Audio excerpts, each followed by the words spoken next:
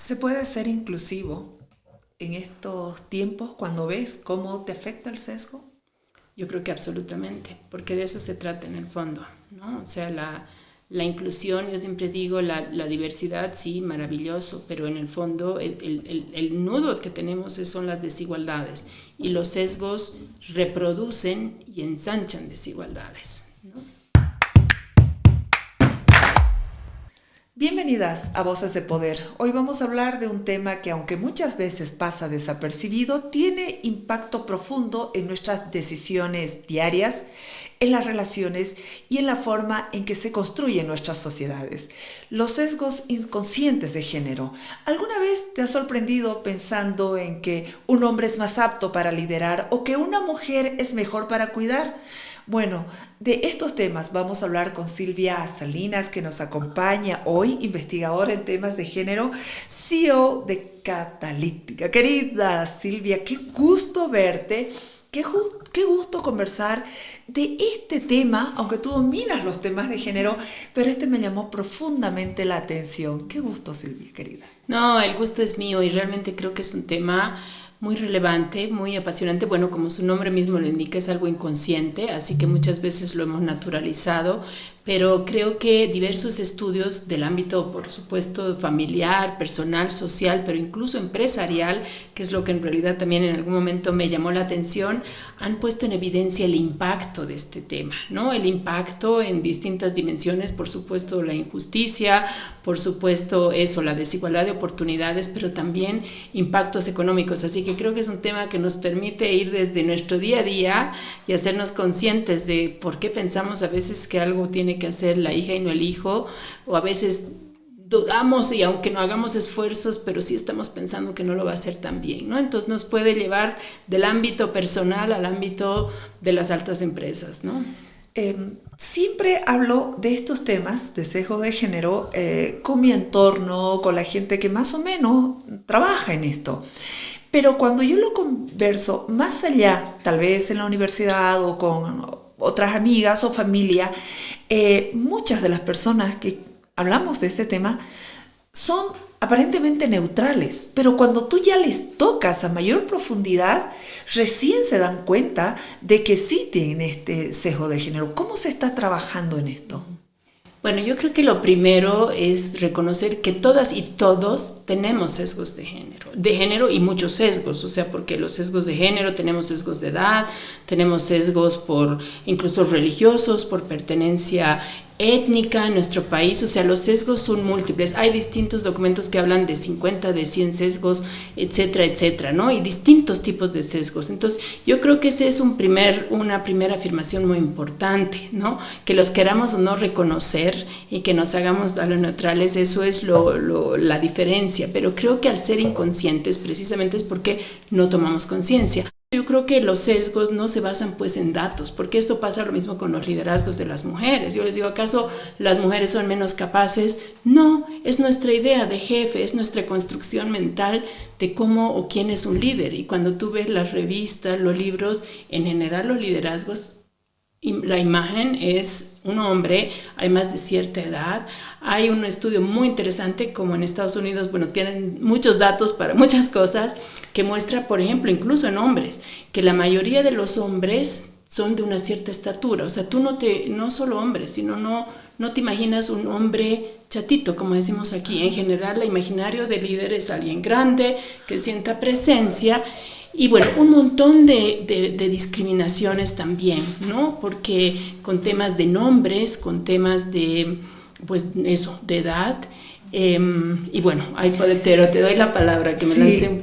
¿Cómo trabajar estos temas? Porque tú lo has dicho, viene la escuela, viene la universidad, el trabajo, pero desde la casa. Eso lo hemos visto de manera inconsciente. No sé si nuestras abuelas o todavía nuestras madres y padres te decían levanta la mesa tú, porque eres la hija mujer, digamos. No, el hijo varón no, él es el varoncito, pero sin mencionarlo, sí da ciertas tareas por ese sesgo. Entonces, al final estamos criados. Ha habido una generación que ha sido criada de esa manera, ¿no? Totalmente, ¿no? Y creo que a veces uno igual reproduce también ese sesgo de alguna manera, o sea, pensamos que los hombres no están tan capacitados para, por ejemplo, desempeñar las tareas de cuidado o del hogar. Y una misma, incluso con toda la teoría del background detrás, a veces te puedes encontrar diciendo, no, yo nomás lo voy a hacer, ¿no? No, tranquilo, yo me voy a ocupar, ¿no? Y ahí también nos sobrecargamos, bueno, estos temas. Entonces, porque son inconscientes, ¿no? Son inconscientes. Entonces, yo creo que pues lo importante es hacerlos conscientes y tratar de darle una segunda vuelta a lo que estamos diciendo, ¿no? Y decir, no, pero ¿y por qué no va a poder hacerlo? ¿No? ¿Y por qué no podemos tener otro modelo? ¿Y por qué no puede, no? Entonces, hacernos preguntas. Pero yo creo que el gran desafío, de los sesgos inconscientes es hacerlos conscientes. Ahora, en el colegio, generalmente antes ponías a los varones en una fila y a las mujeres en otra fila. Creo que algunos colegios todavía lo hacen. También para matemáticas, ciencias exactas, física, había un momento en que decían, no, los chicos. Y las chicas son buenas para lenguaje, son buenas para biología, o sea, creo que eso también yo lo he vivido, lo he sentido, pero obviamente yo he estado en colegio hace 1.000.000 de años, ¿no? Por ahí vamos. Pero todavía lo vivía. Creo que ahora ya se está trabajando en eso, es una construcción, ¿no? Yo creo que hay cambios interesantes. Ahora, yo lo que pienso, bueno, no es que piense, creo que hay evidencia de que las mujeres han entrado en los mundos, digamos, masculinos, mucho más que al revés. Y yo creo que es absolutamente, para mí, entendible también desde la teoría, porque, o sea, hay mujeres ingenieras, hay mujeres, etcétera, pero las profesiones de las mujeres, voy a hablar de trabajo social, no tengo el dato actual, pero hasta hace poco al menos eran, si no todas, la mayoría mujeres en trabajo social. ¿Y eso qué quiere decir? ¿Que los hombres no tienen la sensibilidad o la capacidad? No. Entonces yo creo que hay un tema también de valor, ¿no? Yo creo que el trabajo que se está haciendo es para que también haya igual valor, porque sí hay un desbalance total. Y bueno, mira, el tema de la cocina, lo que pasa ahora, estamos en un momento de wow, muchas mujeres chefs brillando, me encanta, pero en realidad se decía, las mujeres eran cocineras, pero los chefs, grandes chefs, eran hombres. Sí. Entonces, incluso en áreas tradicionalmente femeninas, se reproducía el poder y los sesgos, ¿no? Claro. O sea, ok, cocina mujer, pero si es líder, entonces creo que tiene que ser hombre, ¿no? Esas cosas, esos cruces. Exactamente. Y hay ejercicio para que tú puedas estimular de alguna manera algún tipo de preguntas, algún momento del día en que yo creo que el reconocimiento, saber que algo no estás atendiendo o cachando bien, nos puede ayudar. Pero hay alguna forma de ejercitar, llegar al final del día y decir, bueno, ha pasado esto, yo lo hago así. ¿Qué sugieres tú hacerlo para empezar en la vida cotidiana, por ejemplo? Claro. Bueno, yo creo que yo tengo 3 hijos hombres, ¿no? Entonces no tengo la comparación pero al final soy yo la mujer en la casa, entonces claro, a veces también me sobrecargo porque pienso que no lo van a hacer tan bien, o sea, yo creo que siempre hay que preguntarse el por qué, ¿no? O sea, yo apuesto mucho a la capacidad reflexiva que tenemos las personas, ¿no? En la medida en que tomamos conciencia con humildad también, de cuáles son nuestros límites y cuáles son nuestros sesgos, más allá de la teoría, porque creo que no nos hemos formado, pero pues la teoría es una cosa y la práctica cotidiana. Entonces, sí creo que el preguntarte por qué y a veces retroceder, creo que también, ¿no? O sea, ¿por qué no lo puede hacer? ¿Le daremos el chance? ¿Por qué me estoy sobrecargando? Yo debo contar personalmente, antes cuando yo viajaba, porque mi trabajo hacía mucho, yo dejaba una lista, pues papelito de 5 hojas eran cortas, creo, cuando yo dejaba así, levantarse, lavar los dientes, o sea, todos los cuidados, además como me ocupaba de la gran comunidad familiar y no familiar, el cumpleaños, los chicos, el kinder, las reuniones. O sea, era una desconfianza de que mi pareja lo podía hacer de alguna manera, ¿no? O sea, primero no tenía opción, tenía que seguir la regla y además ni siquiera a mostrar ni a su propia manera y creatividad. Ahora, viajo sin dejarla, digamos, son pequeños logros míos de decir, viajo y que suceda, se encarga y lo hace perfecto. Tal vez no lo hace siempre a mi manera y tal vez no, como cualquier persona. Estamos soltando. Exactamente. Yo vine a La Paz a estudiar ingeniería geológica. Entonces, cuando estaba en la Facultad de Geología, en la UMSA, lo primero que me dijeron, mujer, no vas a aguantar. O sea, vas a estar lejos de tu familia, no vas a poder ejercer tu profesión. Estudia comunicación, estudia trabajo social, todo eso. Y bueno, después ya el destino fue encaminando las cosas y terminé comunicadora y periodista, pero eso de que nos ven como que no podemos caminar más allá, no podemos trepar una montaña, no podemos... ese es algo que yo siento que ahora ya se ha avanzado mucho, pero es también por la decisión de la propia mujer, que decide romper y decir, no, yo sí lo hago. Ves mujeres en la construcción, ves un montón de roles que antes no eran permitidos, pero partió de la mujer. Total, yo creo que sí, tenemos que hacer, o sea, en el fondo a quien podemos controlar únicamente salió las decisiones, ¿no? Podemos desear, conversar, estimular, promover y todos los verbos que se nos ocurran, pero en realidad yo creo que donde más podemos trabajar es en nosotras, ¿no? Y en el tema de la autonomía y de demostrar, bueno, el otro día fuimos a Charquini y yo dije, no, me voy a desafiar, voy a caminar, voy a llegar. Y claro, llegué antes que todo el mundo, esperé como 10 minutos arriba, dije, bien, no es que tenga un excelente estado físico, pero era como que siempre, ¿no? Los hombres van a ir adelante, van a ganar, entonces también son como los propios desafíos, ¿no? Y a su vez soltar, ¿no? Soltar y yo creo que los estereotipos, en realidad, porque siempre nos van a perseguir, ¿no? Incluso los sesgos de inconscientes, porque... Por ejemplo, ahora un tema que estamos abriendo la discusión también desde Catalítica es el tema de qué es ser un líder o una lideresa, ¿no? O sea, ¿qué sesgos tenemos? O sea, si hay alguien suave, no es una buena líder. Si hay alguien que no impone, no es una buena líder. O líder, hombre, no importa, ¿no? Entonces tenemos también una serie de sesgos, ¿no? Entonces los sesgos son muchísimos, es todo un tema que yo he ido descubriendo y desempacando también, y creo que es algo de hacernos eso.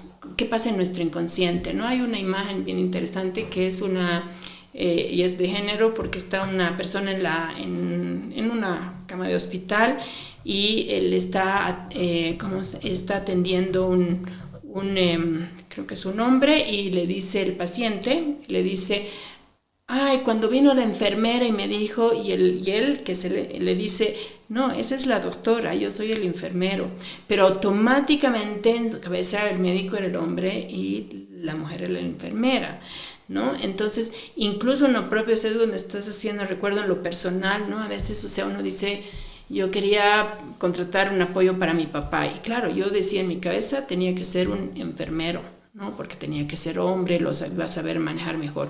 O mi mamá cuando estuvo internada, de pronto entra, y yo estuve hace poco también, entra un hombre enfermero y tu cabeza dice, pero me va a atender, me va a cambiar, va a ser lo mismo que una enfermera. Hay una serie de temas que tenemos que vencer. He visto mucho en los líderes políticos, cuando les hablas de temas de género, por ejemplo, Jimé dice, claro, le preguntas a un político, ¿sabe de temas de género? Sí, tengo hijas mujeres, digamos, o tengo mamá. O sea, ese es un tema que todavía se tiene que trabajar, porque estamos hablando de gente que va a manejar, que puede manejar, no sé, políticas públicas, gestión, y creo que eso es muy delicado de hablar. No, totalmente. Y bueno, algo que en un momento también pasado en la Camebol, lo conversábamos, era la importancia de que las mujeres estén sentadas en las mesas que hablen de hidrocarburos, de inflación, de presupuestos, de toda la cuestión dura de la política. O sea, no estamos solo para hablar de políticas sociales, de salud, de educación, y que como decíamos, que hombres también estén sentados, ¿no? Para hablar de los temas de educación, de salud, con la misma expectativa que se tiene de las mujeres, ¿no? Entonces, yo creo que nuevamente estamos en esta idea. Hay temas todavía que hay que hablar con los hombres, ¿no? Aparte de decir por qué todavía la gran mayoría de candidatos son hombres. Eso es todavía ahí, de hecho es un sesgo. Es un sesgo. ¿Por qué? Pero porque confían en él. O sea, ¿qué es lo que...? Yo creo que sí, y bueno, es toda yo creo que es una compleja construcción, ¿no? Además de poder, de construcción, de oportunidades históricas, desigualdades, pero sí de confianza, aunque yo creo que si habría una candidata, bueno, la hay, está Amparo, pero es toda una construcción, y no es solo de Bolivia. Fíjate, en Estados Unidos han tenido antes un presidente afroamericano que una presidenta mujer, ¿no? Es interesante porque eso también, aquí hemos tenido un presidente indígena antes que una presidenta mujer, ¿no? Entonces, en esto de la diversidad y las desigualdades hay causas que han avanzado más rápido, ¿no? Estados Unidos tiene una sociedad que ha votado por alguien ultraconservador, machista, en momentos misógino, homofóbico, todo lo que tú quieras poner. Y en México, una sociedad machista eligió a una mujer. Entonces, ¿de qué depende en el caso de nuestros países, de esta parte del sur, o de qué depende en el tema de Bolivia? ¿Qué tipo de sociedad somos? ¿O estamos muy manejadas con lo de los sesgos? Es difícil, ¿no? Decir, porque, bueno, evidentemente eligen una mujer. Ahora, habría que estudiar todo lo que esa mujer representa, ¿no? En una historia además política, y creo que hay una historia de saturación. O sea, yo creo que sí, aquí igual hay un cansancio a su vez, ¿no? De la política, de su forma tradicional, que eso también representan los liderazgos masculinos, pero a su vez hay una desconfianza. Es que yo creo que es tan complejo, ¿no? O sea, decir, me encantaría que venga, no sé, una mujer más o menos, digamos, transgresora, etcétera, pero a su vez mejor me voy por lo seguro, porque en realidad eso es inconsciente. No Claro. confío tanto en que la señora o la señorita o la doña pueda cumplir ese rol, ¿no? Porque ese es nuestro sesgo, siempre es la duda y la desconfianza de la capacidad de poder hacer, ¿no? Sabes que yo tenía algunas consultas que hacerte. Precisamente esos sesgos inconscientes en la toma de decisiones, ¿cómo nos afectan para ser objetivos, para tomar una decisión eficiente, una decisión que sí te contribuya? Bueno, voy a empezar bueno, en el tema de las empresas, si recuerdas, hace no mucho, y en general creo que es una práctica que ya se ha abandonado, pero no totalmente, cuando te pedían fotografía actual, ¿no? Sí. Claro, o sea, ese era un sesgo absoluto, porque tú podías ser la non plus ultra, te habían llamado para que si fueras ingeniera de no sé qué cosa compleja, petrolera, etcétera, pero querían tu foto. O sea, yo podía tener cara de pingüino, pero si yo cumplía, o sea, en teoría con las competencias, entonces no tenía eso por qué incidir en la toma de decisiones. Pero era una de las muestras realmente de los sesgos, y particularmente en mujeres, ¿no? Entonces, los sesgos no te impiden tomar esas decisiones racionales. ¿Racionales en qué sentido? Y donde más se ve un punto de entrada clave es el tema del talento humano y de las contrataciones, ¿no? O sea, no solo injusticias, sino las malas decisiones en las contrataciones son un tema muy, muy grande. Y no es por voluntad, no es que yo vengo, Silvia, y digo, bueno, yo aquí no voy a contratar, es mi sesgo, ¿no? Y porque están basados en los sesgos de las personas. Entonces,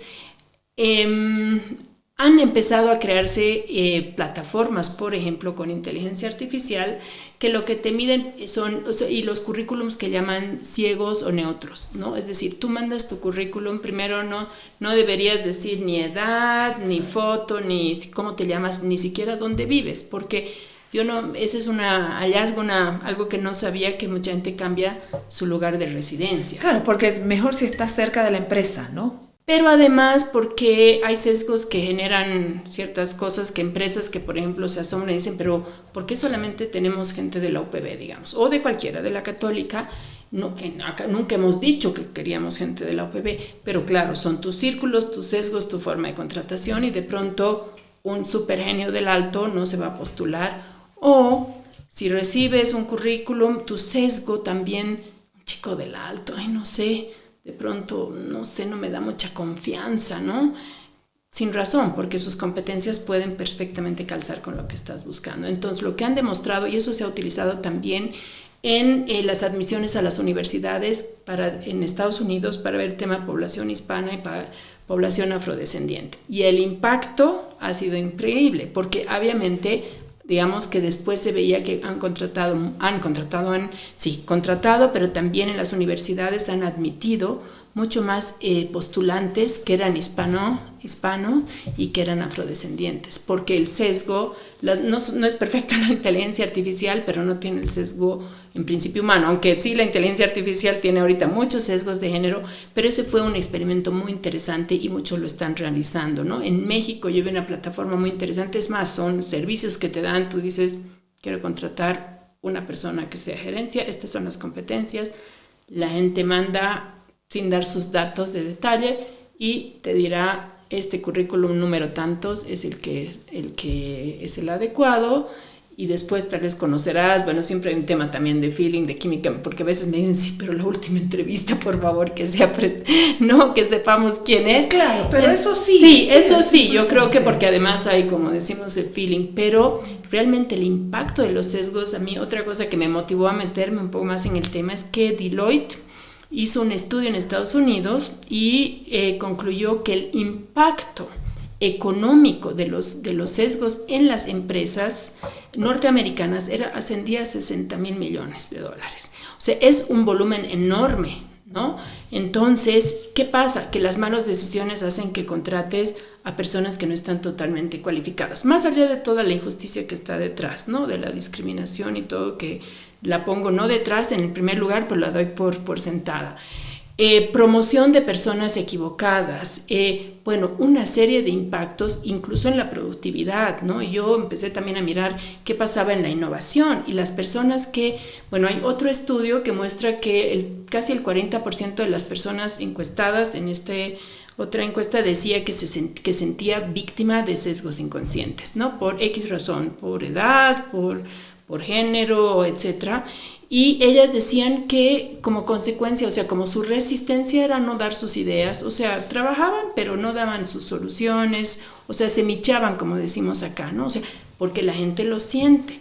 Los temas de edad, mira, hay otra encuesta que muestra que alrededor del 60% de las personas de 45 años o más han experimentado discriminación por edad. Bueno, está el tema de la edad, ya sea por jóvenes o por mayores, ¿no?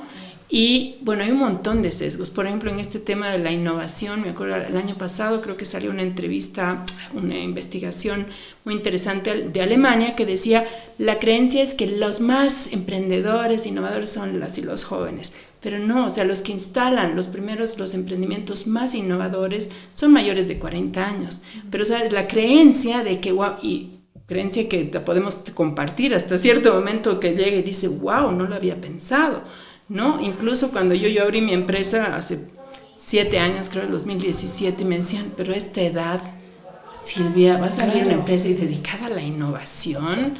Y yo, sí, ¿por qué no? Pero ya era un sesgo decir, ¿no? Esta señora como que ya no está en edad de abrir una empresa, ¿no? Dedicada a la innovación, eso es de jóvenes, estaría detrás, ¿no? Entonces, yo creo que lo interesante también ha sido poner en la mesa de decir esto tiene un impacto económico, porque tú sabes que a las empresas eso es un tema fundamental. O sea, no es solo que van a hacer, digamos, muchas injusticias, van a cometer, no solo que van a reproducir sesgos, sino que eso les va a costar. Tiene un costo en la productividad. He visto también los centennials, los millennials y todo, ¿no? Lo que ponen. Y yo escuchaba a unos jóvenes que también tuvieron una experiencia muy amarga en una postulación para entrar a una empresa.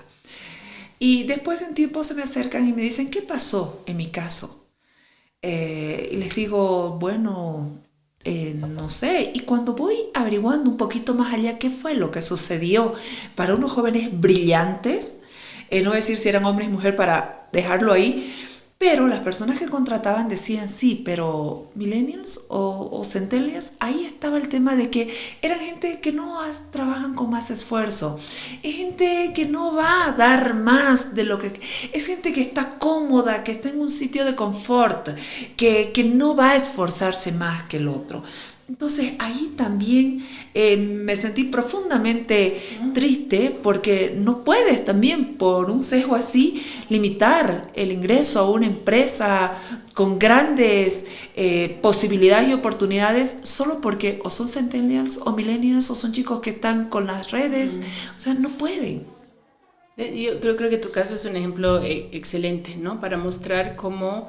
Evidentemente yo creo que esto de los centennials, o sea, hay ¿cómo se llama? Tendencias, ¿no? O sea, características generales de, pues, qué valorábamos nosotros en nuestra generación, que era el empleo súper estable, y si estabas 25 años, genial, pero eso no es una generalización tampoco, ¿no? O que a los de ahora que son súper... bueno, tienen otra forma de trabajar. Yo ahora con mis socios hoy día justo les decía, miren, yo realmente quiero aprender con ustedes a trabajar con la inteligencia artificial. O sea, a mí me inyectan, son mucho más jóvenes que yo y realmente digo, pues, ¿cómo aprendemos de los dos? Pero Realmente los sesgos cometen al final es injusticia. Lo interesante, además, obviamente ese es objeto ya suficiente para reivindicar, como tú decías, pero creo que el paso adicional es que tiene un costo. Tiene un costo para la sociedad, tiene un costo para la igualdad, tiene un costo altísimo para las empresas. Entonces, a veces es interesante empezar por estos datos, ¿no? De cuántos además dicen que no contribuyen, cómo afecta su productividad, porque si la gente va a poder ir a trabajar y cumplir con el mínimo, pero no está dando a full su talento, o sea, su potencial, entonces eso va a afectar la productividad. Entonces, a veces con actores de las empresas es interesante empezar abrir el tema por este lado, o sea, esto te está costando, ¿no? Esto tiene un impacto en tu crecimiento, en tu productividad y bueno, otros elementos que hacen al mercado actual, ¿no? Que es la coherencia, el mercado que está exigiendo valores, etcétera, etcétera, justo por las y los jóvenes. Y en otros ámbitos hay que empezar por el tema de la justicia. Yo creo que lo interesante es como, bueno, no, mujeres en algún momento decía ganar, es decir, la injusticia también tiene un costo económico, ¿no? Y yo creo que ese es un discurso muy potente hoy en día, porque evidentemente en las empresas, salvo honradas excepciones, sigue el tema de, bueno, contrataremos una política, haremos algo que me exigen, pero no hay realmente un pensamiento de decir necesitamos transformar, porque eso habla bien de la empresa, porque eso es en coherencia con estos valores que los tenemos en nuestra página, pero además nos cuesta. Y si nuestra empresa quiere sobrevivir y ser exitosa en un futuro complejo, de incertidumbre, también tiene que, hacer estos cambios. Y que no hay más gente mejor, yo creo, que trabajador, quien está con la camiseta puesta o trabajadora, quien se siente valorada, lo que hablan ahora del salario no monetario, entonces qué importante es, ¿no? Entonces yo creo que es este vínculo desde la casa, la cocina, tu día a día, con el ámbito de las empresas y las corporaciones. ¿Se puede ser inclusivo en estos tiempos cuando ves cómo te afecta el sesgo? Yo creo que absolutamente, porque de eso se trata en el fondo, ¿no? O sea, la inclusión, yo siempre digo, la diversidad, sí, maravilloso, pero en el fondo el nudo que tenemos son las desigualdades y los sesgos reproducen y ensanchan desigualdades, ¿no? Hay que trabajar en eso. Muchísimo, sí. Bueno, Silvita, me encanta conversar contigo de este tema tan intenso que yo lo he escuchado por ahí, pero contigo estoy aprendiendo tanto y espero que todos quienes nos están siguiendo y todas podamos aprender y conocer más. Yo creo que este es un tema que sí se necesita hablar, además de hablar en la reflexión individual de cada persona, pero es un tema de construcción también, ¿no? En comunidad tenemos que trabajar todos. Y bueno, esta posibilidad, y nosotros hemos empezado a hacer este ejercicio de reconocer, ¿no? De reconocer nuestros propios sesgos y pues analizarlos y poder compartir también poder decir, pucha, la verdad siento que tengo un sesgo en esto, ¿no? O sea, creo que la honestidad para poder trabajar y reflexionar, ahí empezamos por el yo y bueno, obviamente en comunidad y en la sociedad. Gracias, Jimé, un gusto. Gracias, Silvia, siempre es un honor conversar contigo y me encanta que estés en Voces de Poder porque estamos hablando de luchar contra la desigualdad, estamos hablando de justicia y la justicia es posible si tenemos un mundo sin sesgos. Gracias. Gracias a ti. Silvia Salinas acompañándonos, ella es investigadora en temas de géneros, es la CEO de Catalíptica y acompañándonos aquí en Voces de Poder. Síganos, ahí tienen los links, los enlaces y escúchenos en Spotify. Concexa, protegiendo lo que más amas, siempre a tu lado. Te acompañamos en cada paso para encontrar la póliza que mejor se ajuste a tus necesidades. Concexa, tu corredor de confianza.